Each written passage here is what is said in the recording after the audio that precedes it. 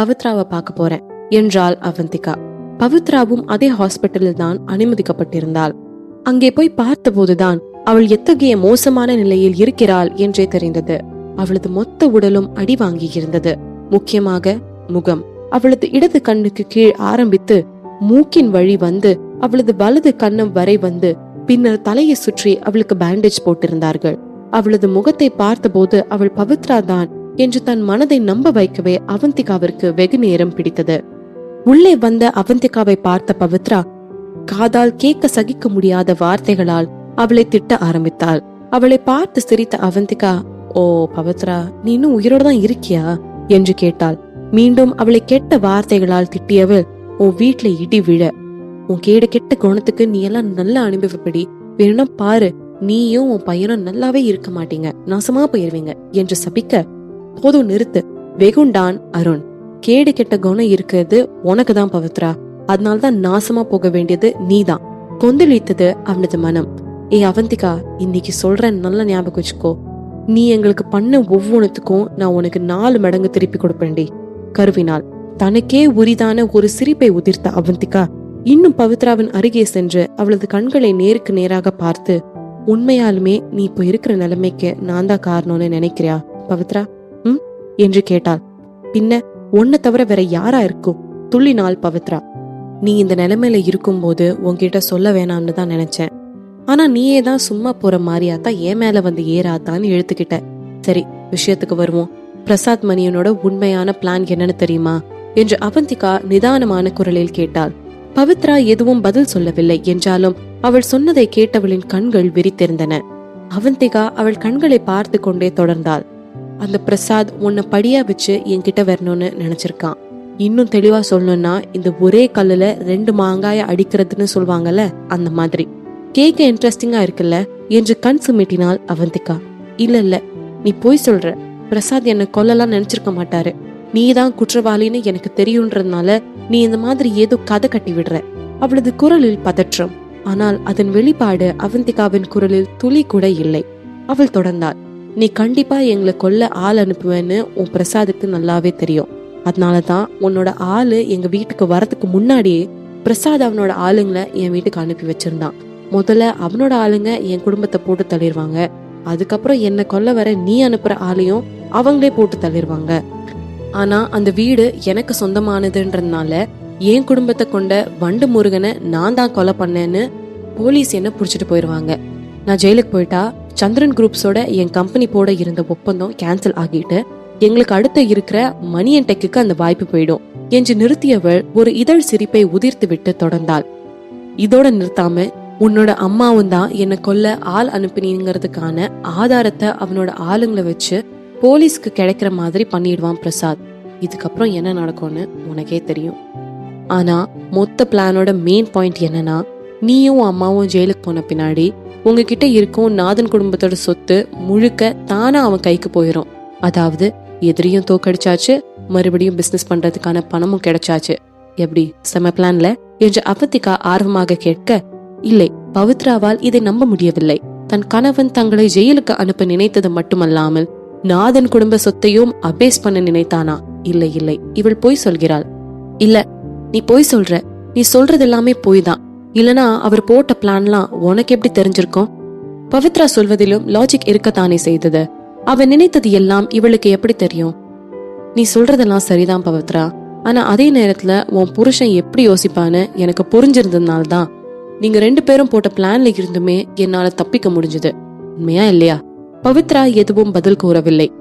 அதுவும் இல்லாம பிரசாத் மணியன் தான் நினைச்சதை அடைய என்ன வேணும்னாலும் செய்வான்னு எனக்கு தெரியும். அங்க அவனோட மணி அண்ட் டெக் மூழ்கிட்டு இருக்கும் போது அவன் சும்மா உட்கார்ந்து கை சுப்பிட்டு இருப்பான்னு நினைச்சியா என்ன? அவனுக்கு மொத்தம் 2 பிரச்சனை இருந்துச்சு. அதுல நம்பர் 1, என் கம்பெனியோட எக்ஸ்-பிசி மேனேஜர் அழிக்கணும். அப்புறம் தான் 2வது இடத்துல இருந்த அவனோட கம்பெனி மேல வரணும். நம்பர் 2, அவனோட கம்பெனி நிறைய நஷ்டம் அடைஞ்சதுனால அதை மீட்டெடுக்க பணம் வேணும். அதே நேரம் உன்கிட்ட நாதன் குடும்பத்தோட மொத்த சொத்தும் இருந்துச்சு. அவனோட 2 தடைகளையும் நீக்கணும்னா நம்ம 2 பேரையும் அவன் வழியில இருந்து நீக்கணும். சிம்பிள். இப்போ சொல்லு, உன் பணத்துக்காக உன்னை கொல்ல அவன் நினைச்சிருக்க மாட்டானா என்று அவந்திகா கூர்ந்து கேட்க, பவித்ராவிற்கு அதிர்ச்சியில் மூச்சு விடவும் மறந்து போனது. அவந்திகா சொன்ன வார்த்தைகளே அவளது மூளையில் மீண்டும் மீண்டும் ரீப்ளே ஆகிக் கொண்டிருந்தது. அவள் சொல்வதெல்லாம் சுருக்கென்று இருந்தாலும் அவை அனைத்தும் உண்மைதானே. தனக்கு நடந்த ஆக்சிடென்ட்டுக்கும் அவந்திகா தான் காரணமாக இருப்பாள் என்று நினைத்தாள். அவள் உயிரை கையில் பிடித்து கொண்டு பிழைத்ததே இந்த அவந்திகாவை அழிக்கதான். ஆனால் இங்கே நடப்பது என்ன? உண்மை என்ன? அவள் சாக வேண்டும் என்று நினைத்தது அவளது வாழ்நாள் எதிரியான அவந்திகா அல்ல, மாறாக அவளது கணவன் பிரசாத் மணியன். பணத்துக்காக மட்டும்தான் தன்னை திருமணம் செய்தானா? அந்த பணத்திற்காக இன்றும் என்னையும் கொல்ல துணிந்து விட்டானா? என் புருஷனா? என்னோட பிரசாதா? இவற்றையெல்லாம் நினைத்து பார்த்தவள் திடீரென்று சத்தமாக சிரிக்க ஆரம்பித்தாள் பவித்ரா. அவளது முகத்தில் உள்ள காயங்கள் எல்லாம் மேலும் கிழிய ஆரம்பித்தன. ஆனால் அவள் சிரிப்பதை நிறுத்திய பாடில்லை. இதை பார்த்த அருணுக்கு பயம் பிடித்து கொண்டது. ஏதாவது முட்டாள்தனமாக செய்துவிடப் போகிறாள் என்று நினைத்து அவந்திகாவின் கையை பிடித்தவன், அக்கா போதும், வாங்க போலாம் என்றான். அவனது பேச்சை இந்த முறை நல்ல பிள்ளையாக கேட்டுக்கொண்ட அவந்திகாவும் சரியென தலை அசைத்தபடி வெளியே போக போனாள். அப்பொழுது தனது படுக்கையில் இருந்து கீழே விழுந்த பவித்ரா, ஏ அவந்திகா நில்லு, நான் இன்னைக்கு உன்னை கொல்லணும் என்று கத்தியபடியே தவிழ்ந்து அவந்திகாவை நோக்கி வர ஆரம்பித்தாள். ஏ அவந்திகா, உன்னை நிக்க சொன்னேன். நீங்கெல்லாம் உயிரோட இருக்கவே தகுதி இல்லாதவங்க. நான் செத்தாலும் ஆவியா வந்து உங்களை எல்லாம் கொள்வேண்டி என்று அவள் கத்த, திரும்பி பார்த்த அவந்திகா அதிர்ச்சியில் ஆணி அடித்தார் போல் அங்கே நின்று விட்டாள். பவித்ராவின் பேண்டேஜ் கழண்டு கீழே விழுந்தது. அவளது இடது கண்ணுக்கு கீழ் ஆரம்பித்து வலது கண்ணும் கீழ் வரையிலும் அந்த ஒரே வெட்டு இருந்தது. அவளது முகம் இரு பாதியாக பிரிந்திருந்தது அந்த வெட்டினால். அதோடு அந்த வெட்டு காயம் இன்னும் ஆறாததினால் அதில் இருந்து ரத்தம் வேறு கசிந்து கொண்டிருந்தது. அதோடு அவளது உடலை தரையில் இழுத்து கொண்டவாறு இவளை நோக்கி வந்து கொண்டிருந்தாள் அவள். அவந்திகா மனதளவில் மிகப்பெரிய தைரியசாலி. அவளையே இந்த காட்சி சில்லிட வைத்தது. அட கடவுளே, அருண் கத்தினான். இவளோட கால் ரெண்டும் செயல்படாம போயிருச்சுன்னு நான் கேள்விப்பட்டேன் அக்கா என்றவாறு அவந்திகாவை திரும்பி பார்த்தவன் அவள் முகத்தை பார்த்துவிட்டு, அக்கா உங்களுக்கு என்னாச்சு என்று கேட்க, நான் நல்லாதான் இருக்கேன் அருண். அது என்னன்னா, இவளை இப்படி ஒரு நிலைமையில நான் எதிர்பார்க்கல என்றாள் சுருங்கிய புருவங்களோடு. நம்ம பேச்ச அன்னைக்கே கேட்டிருந்தா இவளுக்கு இன்னைக்கு நிலைமை வந்திருக்காதுக்கா என்றான் அருண். சரி நீ வா, நம்ம போய் அமர பார்க்கலாம் என்று விட்டாள். அமருக்கு உடல்நிலை நன்றாகவே தேறி வந்தது. அவனை நன்றாக ஓய்வெடுக்குமாறும் வேலையெல்லாம் உடல்நிலை முழுதாக தேறிய பிறகு பார்த்து கொள்ளலாம் என்றும் அவந்திகா சொல்லிவிட்டாள். அமருக்கு சிறந்த மருந்தாக இருந்ததே பிரசாதின் தனது தப்பிற்கான தண்டனை கிடைத்ததுதான் என்று கூட சொல்லலாம். அதன் பின்னர் அவன் எப்பொழுதுமே புன்னகை மன்னனாகவே காட்சியளித்தான். மறுபக்கம் அவந்திகாவின் சொத்து எல்லாம் திரும்பி அவளது கைகளிலேயே திரும்பி வரப்போகிறது என்பதை நினைத்து அருண் மிகவும் சந்தோஷமாக இருந்தான். இதில் நிம்மதியை துளைத்த ஒரே ஆள் அவந்திகாதான்.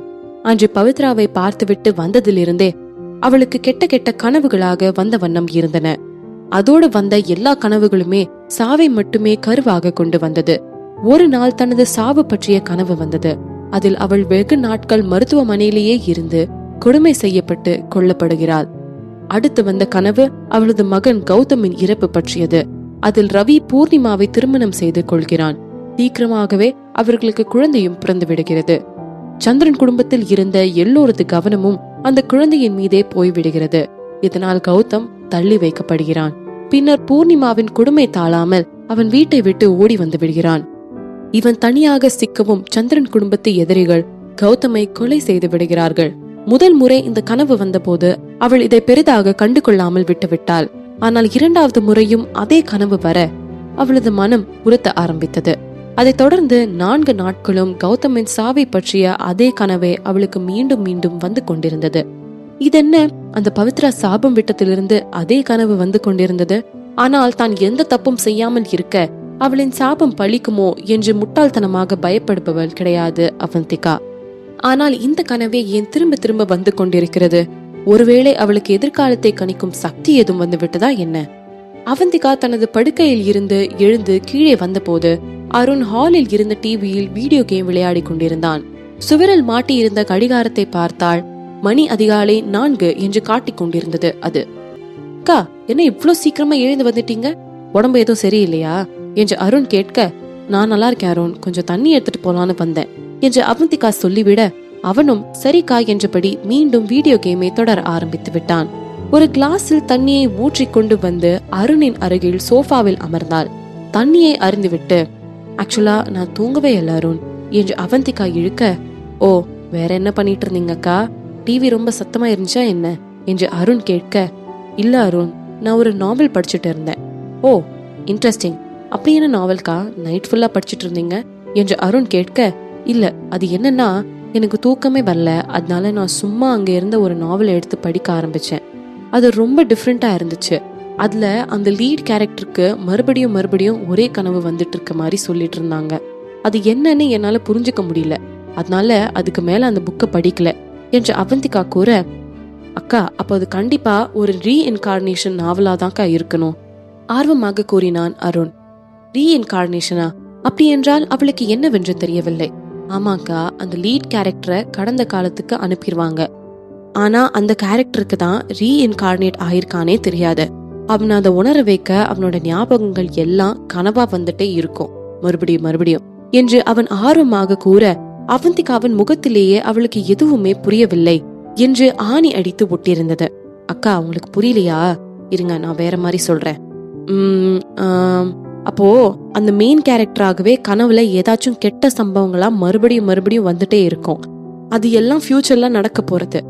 அதனால அந்த டிராஜடிஸ் எல்லாம் நடக்காம எப்படிலாம் தடுக்கலாமோ அதெல்லாம் இப்பவே தடுத்துட்டா அந்த டிராஜடி நடக்காம போயிடும். அதாவது இப்போ நீங்க இந்திரலோகத்துல நான் அழகப்பன் படம் பாத்திருக்கீங்களா? அதுல வடிவேலு எதிர்காலத்துல தெரிஞ்சுட்டு முன்னாடியே போய் ஆபத்து வரப்போறவங்களுக்கு எச்சரிக்கை கொடுப்பாரு. அதனால அவங்க வரப்போற ஆபத்துல இருந்து தப்பிச்சிருவாங்க. அந்த மாதிரிதான் இந்த கனவும் என்று அருண் நீட்டி முழக்க அவந்திகாவின் முகத்தில் ஈயாடவில்லை. அதெல்லாம் உண்மையான வாழ்க்கையிலயும் நடக்குமா என்ன என்று கேட்டாள். அக்கா அதெல்லாம் நடக்காதுக்கா, இதெல்லாம் வெறும் கற்பனை கதாபாத்திரங்கள் தான். ஆனா அந்த புக்ஸ் எல்லாம் செம்ம இன்ட்ரெஸ்டிங்கா இருக்கும் அந்த என்று அருண் எதையோ சொல்லி கொண்டு போக அவந்திகாவின் கவனம் அவரது வார்த்தைகளில் இல்லை. அப்போ ஒருவேளை தாமும் அந்த மாதிரி ரீஎன்கார்னேட் ஆகியிருப்போமோ? வருங்காலத்தில் நடக்க போகும் தனது இறப்பையும் கௌதமின் இறப்பையும் நடக்க விடாமல் செய்ய தான் இந்த கனவுகள் மீண்டும் மீண்டும் தனக்கு வருகின்றனவோ? ஆனால் அருண் சொல்வதை வைத்து பார்த்தால் தன்னுடைய எதிர்காலம் மட்டும்தானே தனக்கு தெரிய வேண்டும். தன்னுடைய மகனின் எதிர்காலமும் எப்படி தெரிகிறது? அப்படி என்றால் இது வேறு எதுவோவா? அவளது இறப்பு பற்றிய கனவு மட்டும் வந்திருந்தால் கூட அவள் எதுவும் கண்டு கொள்ளாமல் விட்டிருப்பாள். ஆனால் இந்த கனவு போலியாகவே இருந்தாலும் தனது மகனின் வாழ்க்கையில் அவள் எந்த ரிஸ்கும் எடுக்க கூடாது என்று நினைத்து கொண்டாள். கௌதம் தான் அவளுக்கு எல்லாமே. அவன் விஷயம் என்றால் அது எதுவாக இருந்தாலும் அவளால் அதை விளையாட்டாக எடுத்துக்கொள்ள முடியாது. இதுவரையுமே தன் மகனுக்கு தான் எதுவுமே செய்யவில்லை என்று குற்ற உணர்ச்சியே அவளை கொலையாக குஞ்சு கொண்டிருந்தது. இந்த விஷயத்தில் அவள் நிச்சயம் ஏதாவது செய்தே ஆக வேண்டும். ஆனால் விடியலுக்கு முன்பே கிளம்பி மருத்துவமனைக்கு சென்று விட்டாள். அப்பொழுதே அங்கே நிறைய பேர் இருந்தனர். ஒரு வழியாக அவளை உடல் பரிசோதனை முடித்து ரிப்போர்ட் வந்து சேர்ந்தது. அவந்திகாவிற்கு பிரெயின் டியூமர் இருப்பதாக அந்த ரிப்போர்ட் சொன்னது.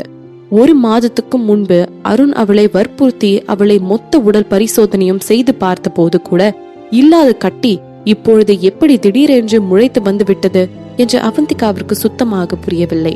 அதுவும் அது சிறியதாக கூட இல்லை என்று டாக்டர் கூறிவிட்டார். அந்த கட்டி மிகவும் இடுக்கான இடத்தில் இருப்பதால் அறுவை சிகிச்சை வெற்றி பெறுவதற்கான வாய்ப்பு 5% மட்டுமே. மேலும் அது ஆபத்து மட்டுமே தரும். அதனால் கீமோதெரபி பண்ணிக்கொள்ள சொல்லி டாக்டர் அவளுக்கு பரிந்துரைத்தார். அதுவும் அவளுக்கான நாட்களை தள்ளி போடுமே தவிர மொத்தமாக அழிப்பதற்கான வாய்ப்புகள் அரிது என்று கூறிவிட்டார் டாக்டர். இதையெல்லாம் கேட்ட அவந்திகாவிற்கு ஒருவேளை தனது கனவுகள் எல்லாம் பழித்து விடுமோ என்று தோன்ற ஆரம்பித்து விட்டது. அவளுக்கு அவளது சாவை பற்றியெல்லாம் எந்த பயமோ கவலையோ சுத்தமாக இல்லை. ஆனால் கௌதம் அவளது மகன், இன்னும் வாழ வேண்டியவன். இதை நினைக்கும் போதே எதற்கும் கலங்காத அவளது உள்ளம் கலங்க ஆரம்பித்தது. தன் மகனுக்கு எதுவும் ஆகிவிடக்கூடாது என்று நினைத்து கொண்டவள் ஒரு முடிவோடு ரவிக்கு கால் செய்தாள். கால் வந்த நேரம் ரவி கம்பெனி சம்பந்தமான ஒரு முக்கியமான மீட்டிங்கில் இருந்தான். இவளது பெயரை பார்த்ததும் காலை அட்டென்ட் செய்ய, நீங்க இன்னைக்கு ஃப்ரீயா இருந்தா நம்ம மீட் பண்ணலாமா? நான் உங்ககிட்ட கொஞ்சம் முக்கியமா பேசணும் என்று கூற, இதுதான் அவர்களது விவாகரத்துக்கு பின் முதல் முறை அவந்திகாவே தானாக இவனிடம் பேசுவது. அவன் உடனடியாக மீட்டிங்கை கேன்சல் செய்துவிட்டு அவந்திகாவை பார்க்க கிளம்பி விட்டான். இப்பொழுதெல்லாம் அவந்திகாவை பற்றி நினைக்காமல் அவனுக்கு தான் நாள் முடிவதே இல்லை என்பதை அவனும் உணரத்தான் செய்திருந்தான். அதுவும் அவளை நேராக பார்த்து பேச அவளது மனம் மிகவும் விருப்பப்பட்டது. சீக்கிரமாவே அவள் சொன்ன கஃபேக்கு ரவி வந்து விட்டான். வேலை நாள் என்பதால் அங்கே அதிக கூட்டம் இல்லை. அவன் உள்ளே நுழைந்த போதே அவந்திகா உள்ளே காத்திருப்பதை பார்த்து விட்டான். அன்று அவள் ஒரு மஞ்சள் நிற டியூனிக் டாப்பும் ஆகாய நிற நீல ஸ்கர்ட்டும் அணிந்திருந்தாள். மித்தபடி எந்த ஒரு ஒப்பனையோ நகையோ அவன் கண்களுக்கு தென்படவில்லை. அவளது இந்த இயற்கையான அழகு அவனை வெகுவாக இருந்தது. என்ன பேசணும்னு வர சொன்ன என்றபடியே அவள் எதிரில் இருந்த சேரில் அமர்ந்தான். என்ன சாப்பிடுறீங்க என்று இவள் திருப்பி கேட்டாள். ஜூஸ். அங்கே பேரரை கூப்பிட்டு ஆர்டர் வந்த பின்னால் பேச ஆரம்பித்தாள். ரவி, நான் உங்ககிட்ட கொஞ்சம் பேசணும் என்று கூற, அந்த ஜூஸை அருந்தியபடியே புருவத்தை உயர்த்தியவன் அதை கீழே வைத்துவிட்டு சொல்லு என்றான். அவள் இப்பொழுது என்ன கேட்டாலும் தரும் மனநிலையில் இருந்தான். எனக்கு என் பையனோட கஸ்டடி வேணும் என்று அவள் பட்டென்று போட்டு புடைக்க, அதோடு சேர்ந்து அவளது மனநிலையும் உடைந்து விட்டது. என்ன, உனக்கு கௌதம் வேணுமா? புருவத்தை சுருக்கியபடி கேட்டான். ஆமாம் என்பது போல் தலையசைத்தவள் அவனது கண்களை நேராக பார்த்து, இப்போ என்னால கௌதம் கேட்கிற எல்லா விஷயங்களுமே அவனுக்கு பண்ணி தர முடியும். அதோட நான் கண்டிப்பா இன்னொரு கல்யாணம் பண்ணிக்க மாட்டேன். அதனால நீங்க மட்டும்தான் என்னைக்குமே அவனுக்கு அப்பாவா இருப்பீங்க. அதோட ஒரு தாயா நான் என்னோட கடமை எல்லாத்தையும் அவனுக்கு நிறைவேற்றணும்னு நினைக்கிறேன். அதனால பிளீஸ் கௌதம் என்கிட்ட கொடுத்துருங்க. எனக்குமே கௌதம் சந்திரன் குடும்பத்தை சேர்ந்தவன் தான். அவனது குரலில் ஸ்ருதி இறங்கி இருந்தாலும் அழுத்தம் இருந்தது. எனக்கு தெரியும் கௌதம்க்கு தேவையான எல்லாத்தையும் சந்திரன் குடும்பத்தால கொடுக்க முடியும். அதனாலதான் நான் இதுக்கும் முன்னாடி அவனோட கஸ்டடியே கேட்கவே இல்லை. ஆனா ரவி, இப்ப அது என்னாலையும் பண்ண முடியும். அதனால என் பையனை என் கூடவே வச்சுக்கணும், நான் வளர்க்கணும்னு ஆசைப்படுறேன். அதோட அவன் என்னைக்குமே கௌதம் சந்திரனா தான் இருப்பான் என்றால் சந்திரனில் அழுத்தம் கொடுத்து. இதுக்குதான் என்னை மீட் பண்ணணும்னு நினைச்சியா? அவனது குரலில் ஆழ்ந்த அமைதி இருந்தது. ஆமா, நீங்க என்னோட இந்த ஆசையை நிறைவேற்றி வைக்கணும் ரவி. அதுக்கு நான் உங்களுக்கு என்ன வேணும்னாலும் தர தயாரா இருக்கேன் கெஞ்சினாள். என்ன வேணும்னாலுமா? ரவி கேட்டான். ஆமா, நான் உங்களுக்கு இன்னும் உங்க கம்பெனி லாபம் தர மாதிரி நிறைய சாஃப்ட்வேர் ரெடி பண்ணி தரேன் என்று கூற, அவந்திகா நாதன் அவனது குரலில் கோபமில்லை, மாறாக ஒரு அழுத்தம் இருந்தது. கௌதம் பிறந்ததுல இருந்து என் கூட தான் இருக்கான். நீ கேட்டோன்னே நான் அவ்வளோ ஈஸியா அவனை தூக்கி கொடுத்துருவேன்னு நினைக்கிறியா? எனக்கு புரியுது ரவி. ஆனா நீங்க பூர்ணிமாவை கல்யாணம் பண்ணிக்கிட்டதுக்கு அப்புறம் இன்னும் நிறைய குழந்தைங்கள பெத்துக்கலாம். ஆனா எனக்கு கௌதம் மட்டும்தான். நான் அவனுக்கு மட்டும்தான் எல்லா அட்டென்ஷனையும் கொடுப்பேன். ஆனா உங்களால அப்படி இருக்க முடியாதுல. அவள் கூறிய வார்த்தைகளில் கோபம் வர, கௌதம் மேல அவ்வளோ அக்கறையா இருந்திருந்தா எதுக்கடி டிவோர்ஸ் வாங்கின என்றான் சீற்றத்துடன். அன்று எனக்கு விவாகரத்து வேண்டும் என்று வந்து நிற்கும் போது இவளுக்கு தெரியவில்லையாம் நாளை நான் வேறு ஒரு பெண்ணை திருமணம் செய்து கொள்வேன் என்று. அன்று அந்த விவாகரத்து பத்திரத்தில் கையெழுத்து போட்டு கொடுத்த போது கூட அவனுக்கும் எதுவும் தோன்றவில்லை. ஆனால் இன்று அதை நினைக்கும் பொழுது அவரது மனதில் அனல் அடித்தது. ஏன்னா நீங்க என்ன காதலிக்கவே இல்ல ரவி என்ற அவளின் இந்த பதில் அவனுக்கு அதிர்ச்சி அளித்தது. அவளே தொடர்ந்தாள். அதே நேரத்துல நானுமே உங்களை லவ் பண்ணல. நம்ம கல்யாணத்துல காதலே இல்ல. அது ஒரு கான்ட்ராக்ட் மாதிரி தான் நம்ம வாழ்ந்துட்டு இருந்தோம். காதல் இல்லாத அந்த வாழ்க்கையில நம்மளுக்கு வேதனை மட்டும்தான் மிச்சம். இதை கேட்ட ரவியின் முகம் விழுந்து விட்டது. அவள் சொல்வது அனைத்தும் உண்மைதானே? இரண்டு முன்னே பின்னே தெரியாத நபர்கள் கல்யாணம் என்ற பயணத்தில் அவர்களது பெற்றோர்களால் வற்புறுத்தப்பட்டு பிணைக்கப்பட்டார்கள். இதில் அவர்கள் இருவருக்குமே விருப்பம் இல்லாமல் தானே இருந்தது.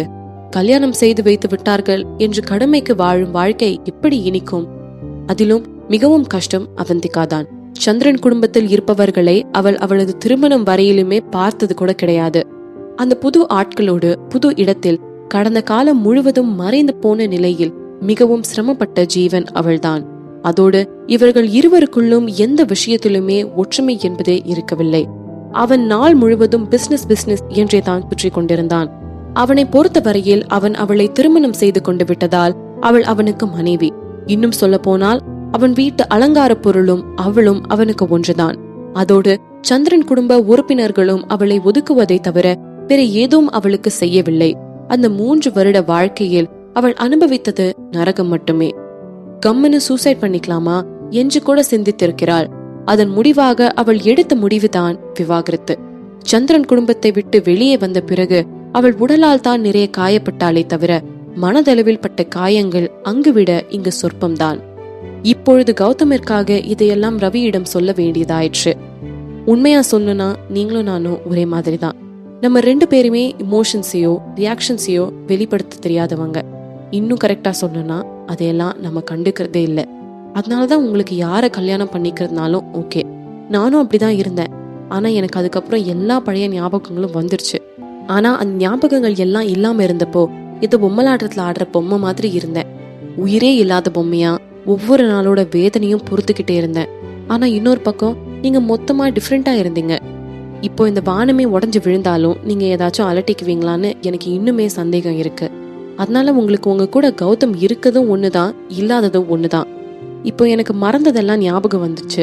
அப்புறம் கூட எனக்குள்ள இருக்க தாய்மை என்னோட பையனுக்காக ஏங்குது. அதுக்கு நீங்க என்ன பேர் வேணும்னாலும் வச்சுக்கோங்க. ஆனா ரவி, என் பையன் இல்லாம என்னால வாழ முடியாது.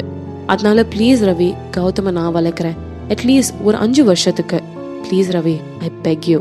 தனது வாயில் இருந்து வரும் வார்த்தைகள் எல்லாம் தனது அடி மனதில் இருந்து வருபவை என்பது அவனுக்கு புரிய வைக்க அவளது கண்களை விட்டு இவ்வளவு நேரமும் அவள் அகற்றவே இல்லை.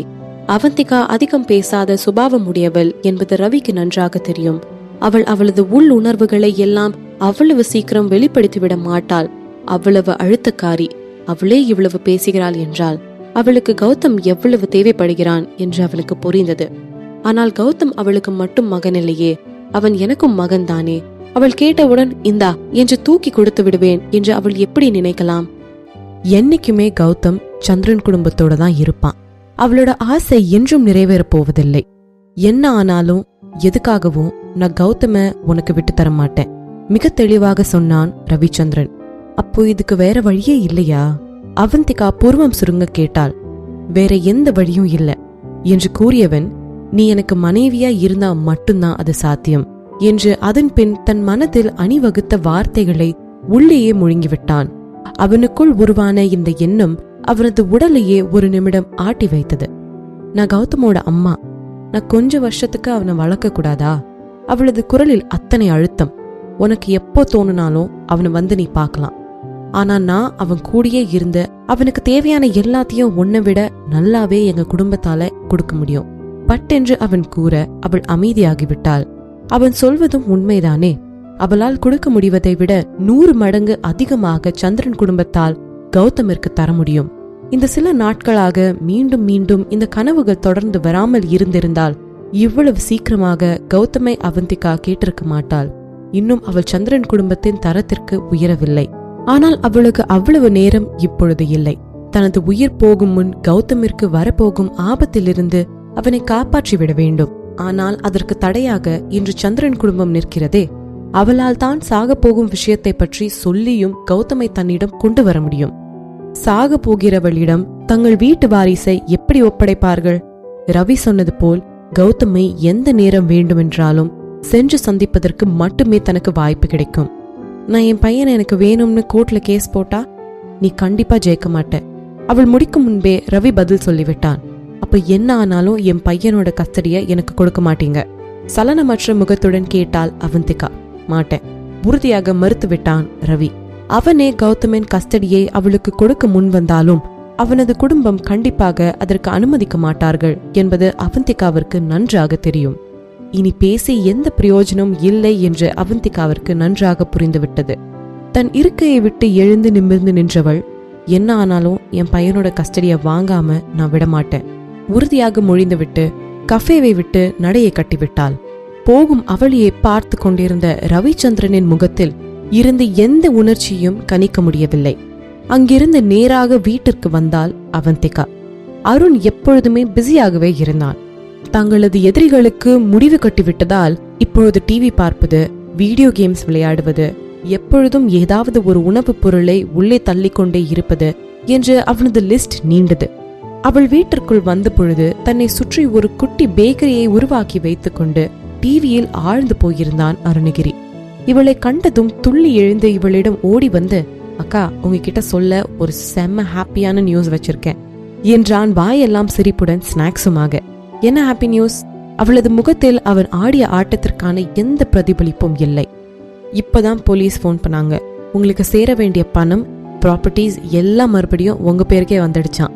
அதுல 100 கோடி ரூபாய் பணமாவும் இன்னும் பல 100 கோடி எஸ்டேட்டாவும் இருக்கான். அக்கா, இப்போ நீங்க கோடீஸ்வரி ஆயிட்டீங்க என்று அந்த வீடே அதிர குதித்தான் அருணகிரி. அவளது முகத்தில் ஒரு சிறு சிரிப்பு கூட இல்லாமல் இருக்க ஒரு வழியாக அந்த வீடு அவன் ஆட்டத்தினால் இடிந்து விழாமல் தப்பியது. அப்படியா? எப்ப டிரான்ஸ்பர் பண்ணுவாங்களாம்? நியூஸ் வாசித்தாள் அவள். இதை பார்த்த அருணுக்கு தான் தப்பென்று ஆகிவிட்டது. அக்கா, இது நினைச்சா உங்களுக்கு கொஞ்சம் கூட சந்தேகமாவே இல்லையா? அழாத குறையாக கேட்டான் அருண். இதெல்லாம் முன்னாடியே என் பிளான்ல இருந்ததுதான் அருண், அதனால இதெல்லாம் நான் எதிர்பார்த்ததுதான், அசட்டையாக கூறினாள் அவந்திகா. ஆனா அக்கா, இவ்ளோ பணத்தை வச்சுட்டு இனி நீங்க பணத்துக்காக கவலைப்படவோ கஷ்டப்படவோ தேவையே இல்லை என்றான் அருண். ஆனா இத்தனை பணமும் சந்திரன் குடும்ப சொத்துல 1% கூட இல்லையே, சலிப்பாக கூறினாள் அவந்திகா. இதை கேட்ட அருணுக்கு ஒன்றும் புரியவில்லை. இப்போ எதுக்குக்கா இந்த கம்பாரிசன் என்று கேட்டு வைத்தான். இந்த செல்லா காசு பிரசாத் மணியனை அழிக்கவே அத்தனை பாடுபட வேண்டியதா இருந்தது. ஆனா ரவிச்சந்திரன், சந்திரன் குடும்பம் அவர்களின் சொத்தையும் செல்வாக்கின் உயரத்தையும் நினைத்து பார்க்கும் பொழுதே தலை சுற்றியது அவனுக்கு. நான் கேட்ட கேள்விக்கு முதல்ல பதில் சொல்லு, பணத்தை எப்போ டிரான்ஸ்பர் பண்றாங்க என்று கேட்டாள் அவந்திகா. அக்கா, ஆல்ரெடி டிரான்ஸ்பர் பண்ணிட்டாங்கக்கா என்று இவன் சொன்னதை கேட்டுவிட்டு அவந்திகா திரும்பி வீட்டின் வாயிலை நோக்கி போக, அக்கா இப்பதானே வந்தீங்க, அதுக்குள்ள எங்க போறீங்க என்றான் அருண். பணத்தை வெளியே எடுக்க என்று அவள் கூற, அக்கா நானும் உங்க கூட வரேன் என்று மீண்டும் வீடே அதிர அவள் பின்னால் ஓடினான் அருண். பணத்தை வெளியே எடுத்ததும் அவள் செய்த முதல் வேலை ஒரு பங்களாவை விலைக்கு வாங்கியதுதான். அவள் வாங்கிய பங்களா இருந்தது சென்னையில் உள்ள போட்ஸ் கிளப் ரோட்டில். அங்குதான் சென்னையில் உள்ள முக்கிய பணக்காரர்கள் எல்லாம் இருப்பார்கள். அதோடு அவள் வாங்கியிருந்த பங்களா ரவி வீட்டின் அருகில் இருந்தது.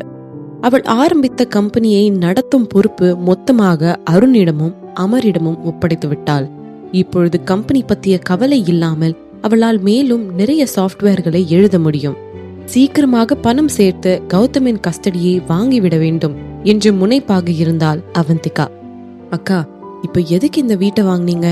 அதோட இது வேற மிஸ்டர் சந்திரன் பங்களாக்கு ரொம்ப பக்கத்திலே இருக்கு என்றான் அருண் ஒன்றும் புரியாமல்.